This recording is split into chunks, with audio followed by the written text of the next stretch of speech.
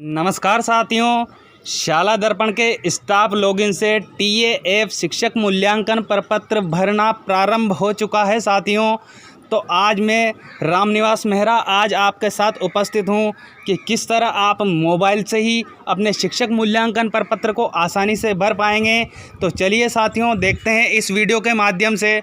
सबसे पहले आपको rajshaladarpan.nic.in लिखकर अपने क्रोम ब्राउज़र पर सर्च करना है। इस तरह का पेज आपको दिखाई देगा। अब यहाँ 3 डॉट दिखाई दे रहे हैं, इस पर क्लिक करके हमें अपने मोबाइल को डेस्कटॉप साइट पर सेलेक्ट कर लेना है। साथियों, ये आ चुका है मेरे सामने डेस्कटॉप साइट। इस पर यहाँ ये जो चौकोर बॉक्स दिखाई दे रहा है, इस पर जैसे हम क्लिक करेंगे हमारा मोबाइल डेस्कटॉप साइट पर रन करने लगेगा। अब हमें यहाँ नीचे की ओर जाना है, जहाँ एक ऑप्शन मिलेगा साथियों हमें स्टाफ विंडो का। इस स्टाफ विंडो वाले ऑप्शन पर हमें क्लिक कर लेना है। साथियों, मैं आपसे निवेदन करूंगा कि वीडियो को अंत तक देखें, अन्यथा फिर आप वही कहेंगे कि सर हमें यहाँ प्रॉब्लम आ रही है, हमें वहाँ प्रॉब्लम आ रही है। तो ऐसा नहीं, मैं इस वीडियो में कंप्लीट प्रोसेस आपको करके दिखाऊंगा। तो अब आपको जब ऐसा पेज दिखाई देगा, वहाँ एक ऑप्शन आ रहा है स्टाफ लॉगिन का, इस वाले ऑप्शन पर हमें क्लिक करना है।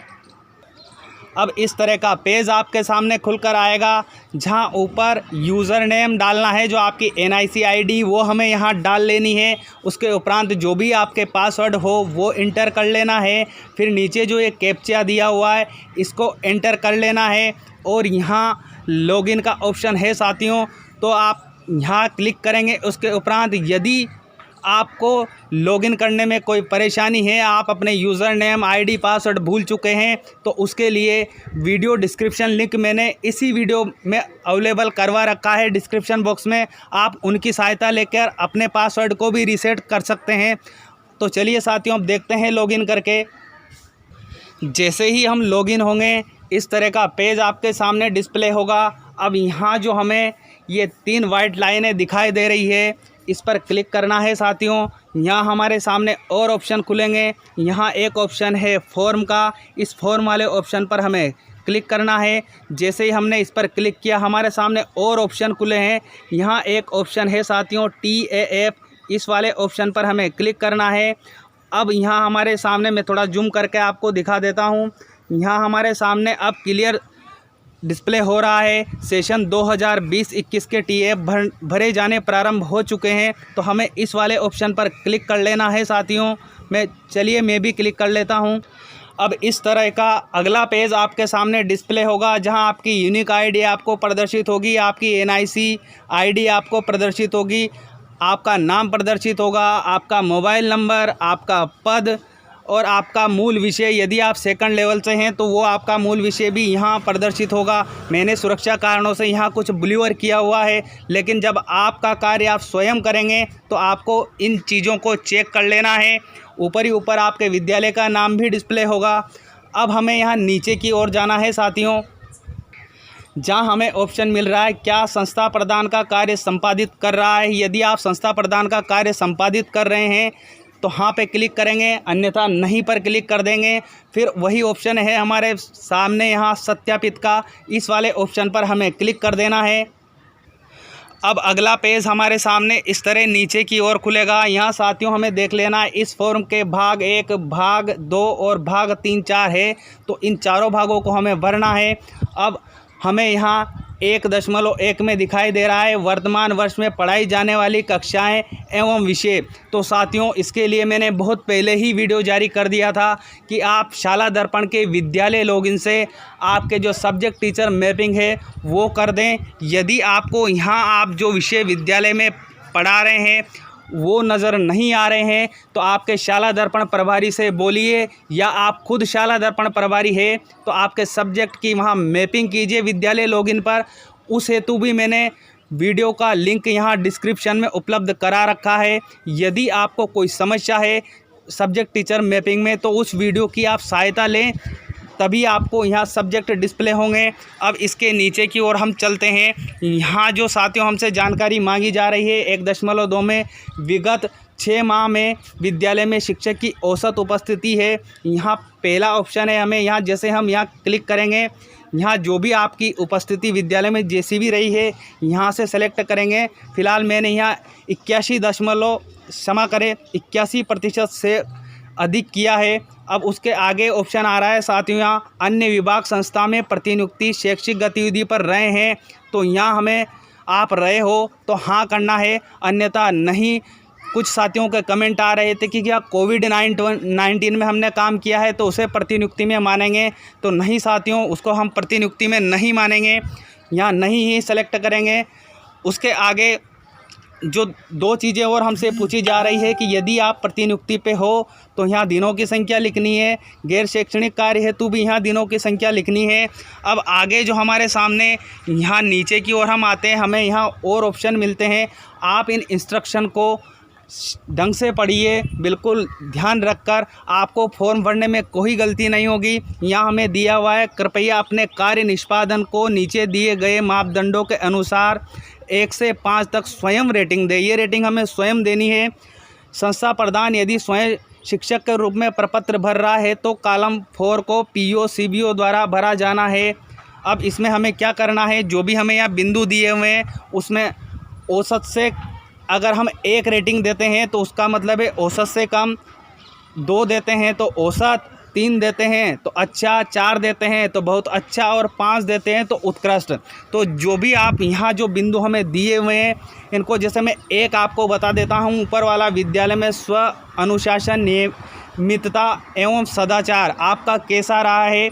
यदि उत्कृष्ट रहा है तो आप यहाँ 5 भरेंगे, और यदि थोड़ा उससे कम है तो 4। इस तरह से जो हमें यहाँ ऊपर निर्देश दिए हुए हैं कि आपका बहुत अच्छा है तो आप 4 शो कर सकते हैं, अच्छा है तो 3 लिखेंगे, औसत है तो 2 लिखेंगे, और औसत से कम है तो 1 लिखेंगे। तो साथियों ये रेटिंग हमें ही करनी है। इधर जो ये यहाँ दिया हुआ है, एक तरफ संस्था प्रधान नियंत्रण अधिकारी द्वारा मूल्यांकन, तो इसमें हमें खाली छोड़ना है। वैसे भी ये लोक है, हमारा जो नियंत्रण अधिकारी है वो हमें रेटिंग देगा। तो मैं आपसे आग्रह करूँगा कि आप यहाँ अपनी जो रेटिंग है वो इधर शिक्षक द्वारा स्वमूल्यांकन वाले में अपनी रेटिंग करें। प्रत्येक बिंदु को आप अच्छे से रीड करें, जो आपको लगता है वो आपकी रेटिंग आप यहाँ शो करें। उसके उपरांत यहाँ नीचे साथियों हमें दिखाई दे रहा है, शिक्षक संस्था प्रधान के उक्त निष्पादन सूचकांकों के आधार पर संस्था प्रधान सीबीओ द्वारा शिक्षक संस्था प्रधान को दी गई रेटिंग। तो साथियों यहाँ जो भी हमारे अधिकारी हमें रेटिंग देंगे उसकी ग्रेड आपको यहाँ शो होगी। फिलहाल जैसा कि आप मेरे यहाँ देख रहे होंगे कि ई ग्रेड शो हो रहा है। यदि आपके शो होता है तो आप उसकी चिंता ना करें, आपके नियंत्रण अधिकारी जैसे ही आपको रेटिंग इधर करेंगे ये यहाँ सब क्लियर हो जाएगा। उसके बाद अगला बिंदु है हमारे पास 1.5 संस्था प्रधान के कार्य का समग्र मूल्यांकन नियंत्रण अधिकारी संबंधित कॉलम में टिक करेंगे। तो ये भी नियंत्रण अधिकारी के लिए है, हमें इसमें कुछ नहीं करना है। अब हमें यहाँ एक ऑप्शन दिखाई दे रहा है साथियों, सेव एंड नेक्स्ट, इस वाले ऑप्शन पर क्लिक कर देना है। चलिए मैं भी क्लिक कर लेता हूँ।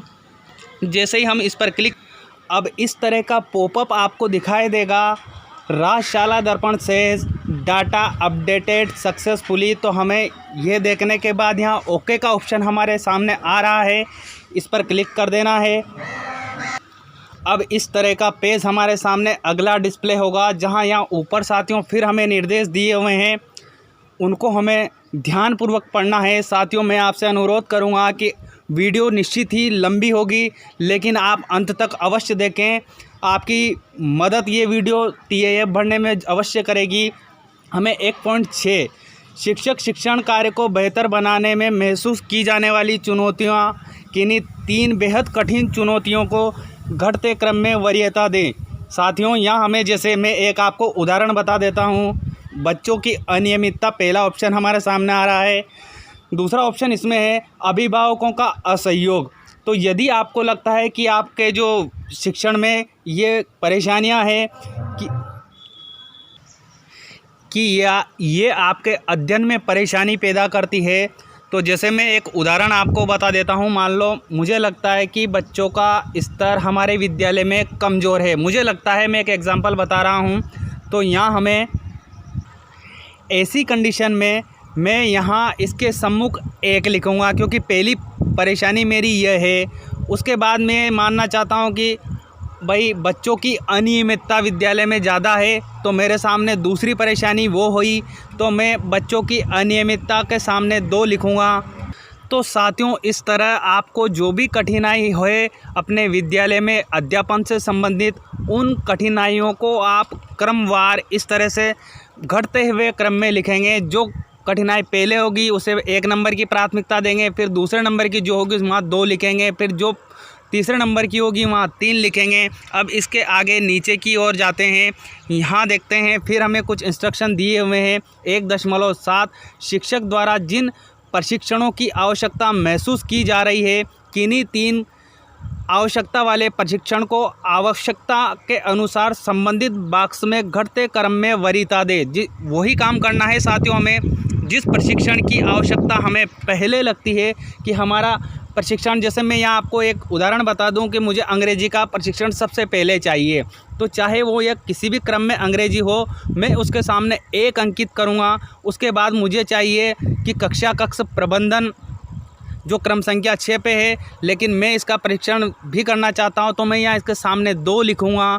इस तरह जिस भी प्रशिक्षण की आपको आवश्यकता हो, प्राथमिकता के अनुसार जिसकी सबसे ज़्यादा आवश्यकता हो उसे 1, उससे कम होने वाले को 2, उससे कम होने वाले को 3, इस तरह अपनी प्राथमिकता के आधार पर हमें यहाँ अंक अंकित कर देने हैं। उसके बाद आगे यहाँ ऑप्शन है 1.8 शिक्षकों द्वारा स्वयं के कार्य के बारे में किया गया योगदान प्राप्त पुरस्कार से संबंधित कॉलम पर टिक करें। यहाँ विद्यालय के भौतिक विकास में यदि आपका योगदान हो तो यहाँ टिक करेंगे। ये जो चौकोर बॉक्स दिखाई दे रहा है इस पर हम क्लिक कर देंगे। शैक्षिक गतिविधियों का आप संचालन करते हो विद्यालय में, तो इस वाले चौकोर बॉक्स पर क्लिक करेंगे। क्रियात्मक अनुसंधान यदि आपने कोई किया हो तो उस वाले बॉक्स पे, इसके सामने जो बॉक्स है उस पर क्लिक कर देंगे। लेखन कार्य करते हैं या कोविड-19 प्रबंधन में आपका योगदान रहा है, तो इसमें हम 1 से अधिक भी चुन सकते हैं। उसके आगे साथियों यहाँ ऑप्शन मिल रहा है हमें सेव एंड नेक्स्ट, इस वाले ऑप्शन पर हमें क्लिक करना है। पहले की तरह ही हमारे सामने डायलॉग बॉक्स ओपन होगा जिसमें लिखा जाएगा डाटा सेव सक्सेसफुली। अब अगला पेज हमारे सामने आएगा जिसमें 2.1 जनवरी 2020 से 30 जून 2020 जिन प्रशिक्षण कार्यशालाओं में जिस भूमिका में भाग लिया उसका विवरण हमें देना है। साथियों यहाँ हमें डेट ध्यान रखनी है, 1 जनवरी 2020 से 30 जून 2020 की हमसे जानकारी यहाँ मांगी जा रही है। अब यहाँ हमें नोट दिया हुआ है, आप इस नोट को भी अच्छे से पढ़ेंगे। उसके बाद यहाँ कॉलम संख्या 5 के लिए नोट है। एक तो यहाँ जो हमें नीचे ये कॉलम 5 दिखाई दे रहा है, इसमें आपकी भूमिका आपसे संबंधित यहाँ आपको अंक दर्ज करने होंगे। तो यदि आप शिक्षक की भूमिका में हैं तो 1, प्रधानाध्यापक की भूमिका में रहे तो 2, प्रशिक्षक की भूमिका में रहे हैं तो 3, सामग्री निर्माता की भूमिका में रहे हैं तो 4 हमें यहाँ सेलेक्ट करना है। उसके आगे 7वें नंबर का जो साथियों कॉलम है, इसको अभी मैं नीचे आपको और क्लियर करूँगा, लेकिन आपको जो यहाँ निर्देश है ये बता रहा हूँ कि कॉलम संख्या 7 के लिए यदि डाइड ने आपका प्रशिक्षण आयोजन किया है तो 1 भरना है, समग्र शिक्षा ने किया है तो 2 भरना है, RSCERT ने किया है तो 3 भरना है, गैर सरकारी संगठन या अन्य के लिए हमें 4 भरना है। ये कॉलम संख्या 7 में हमारे काम आएगा। तो अब हमें यहाँ देखना है, ये प्रशिक्षण की हमारे सामने खुल चुकी है सारी डिटेल। अब यहाँ क्रमांक हमें कुछ नहीं करना है, प्रशिक्षण कार्यशाला का नाम जैसे हम यहाँ सेलेक्ट करेंगे, आपके सामने जो भी आपकी कार्यशालाएं हैं या प्रशिक्षण है उसकी लिस्ट खुलकर सामने आ जाएगी। उसके बाद आपको प्रशिक्षण कार्यशाला की प्रारंभ दिनांक लिखनी है। जैसे ही हम यहाँ क्लिक करेंगे एक कैलेंडर बॉक्स हमारे सामने ओपन हो जाएगा। इस कैलेंडर बॉक्स से हमें यहाँ सेलेक्ट करनी है डेट। अब आगे जो हमारे सामने अगला पूछा जा रहा है, प्रशिक्षण कार्यशाला की अवधि कितने टाइम की आपकी अवधि थी। भाई प्रशिक्षण 1 दिन का था, 2 दिन का था, तो वो जानकारी हमें यहाँ शो कर देनी है इस बॉक्स में। अगला जो बॉक्स है प्रशिक्षण में आपकी भूमिका, इसके लिए मैंने अभी आपको ऊपर बताया था कि आप शिक्षक के लिए 1, अध्यापक प्रधानाध्यापक के लिए 2, इस तरह से हम यहाँ से देख लेंगे ऊपर से। और इस वाले प्रशिक्षण में भूमिका वाले कॉलम में उनका अंक अंकित करेंगे। आगे जो हमारे सामने 6 नंबर का इसमें कॉलम आ रहा है प्रशिक्षण कार्यशाला का मुख्य बिंदु, तो शॉर्ट में साथियों हमें यहाँ लिखना है। जैसे मैंने पहले आपको उदाहरण के तौर पर यहाँ दिखाई भी दे रहा होगा कि मैंने SIQ लिखा हुआ है, इस तरह आपको भी यहाँ शॉर्ट में थोड़ा सा उसकी इन्फॉर्मेशन दे देनी है। उसके आगे हम चलते हैं प्रशिक्षण कार्यशाला आयोजनकर्ता।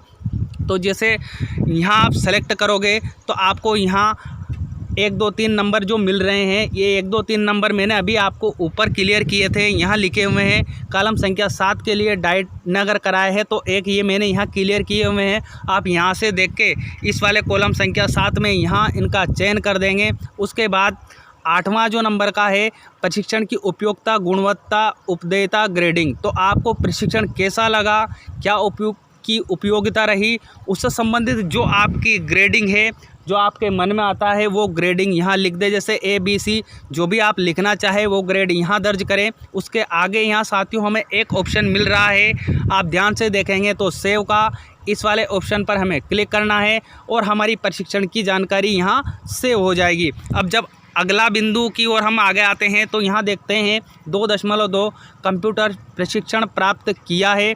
तो यहाँ सेलेक्ट आइटम साथियों, यहाँ मैं फ़िलहाल नो कर रहा हूँ। इसके नीचे एक डार्क लाइन में लिखा हुआ है राजस्थान प्रारंभिक शिक्षा परिषद स्तर पर यदि कंप्यूटर प्रशिक्षण प्राप्त किया है तो इसका विवरण ऊपर की तालिका में दे। आपने चाहे RSCIT कर रखी हो या और कोई कोर्स कर रखा हो, उससे इसका मतलब नहीं है। यहाँ यदि आपका कंप्यूटर प्रशिक्षण राजस्थान प्रारंभिक शिक्षा परिषद ने दिलाया हो तो ही येस करना है, अन्यथा हमें यहाँ नो रखना है। उसके आगे नीचे की ओर आते हैं साथियों, हम यहाँ 3.1 में कृपया पाठ्य पुस्तक प्रशिक्षण एवं विभागीय प्रशासन की कार्यशैली के संबंध में, निष्पादन के संबंध में उनके कार्य को हमें यहाँ रेटिंग करनी है। तो यहाँ वही है साथियों, सबसे अच्छे के लिए हमें 5 देना है। उसके बाद बहुत अच्छा के लिए हमें यहाँ 4 देना है, अच्छा है तो 3 देना है, औसत है तो 2 देना है और औसत से कम है तो 1 रेटिंग देनी है। तो जैसे पहला है पाठ्य पुस्तक एवं पाठ्यक्रम आपका बहुत या उत्कृष्ट क्वालिटी का है तो हम 5 करेंगे, या उससे थोड़ा आपको बहुत अच्छा लगता है तो उसमें 4 कर देंगे। तो जो भी आपको इन चीज़ों को हमें रीड करनी है, हमसे कौन कौन से संदर्भ में जानकारी मांगी जा रही है और इधर यहाँ हमें उनकी रेटिंग कर देनी है। ये सब कुछ डिपेंड करता है आपके विवेक पर कि आप क्या उनको रेटिंग देना चाहते हैं। उसके बाद हमारे सामने अगला ऑप्शन वही यहाँ नीचे दिखाई दे रहा है। उक्त कार्य करने के उपरांत इन सबको हमें सेव वाले ऑप्शन पर क्लिक करना है और अपनी जानकारी को सेव कर देना है। अब साथियों इस तरह हम हमारा संपूर्ण फॉर्म जो TAF शिक्षक मूल्यांकन प्रपत्र है उसे भर लेंगे।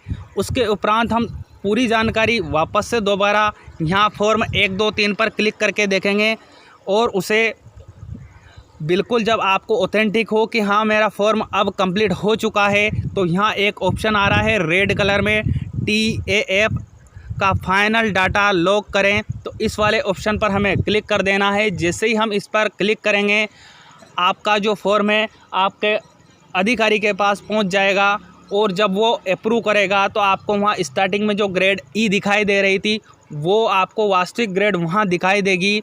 उम्मीद करता हूं साथियों वीडियो आपको TAF भरने में अवश्य मदद करेगी। मिलते हैं इसी तरह के वीडियो के साथ, तब तक के लिए बाय बाय, टेक केयर।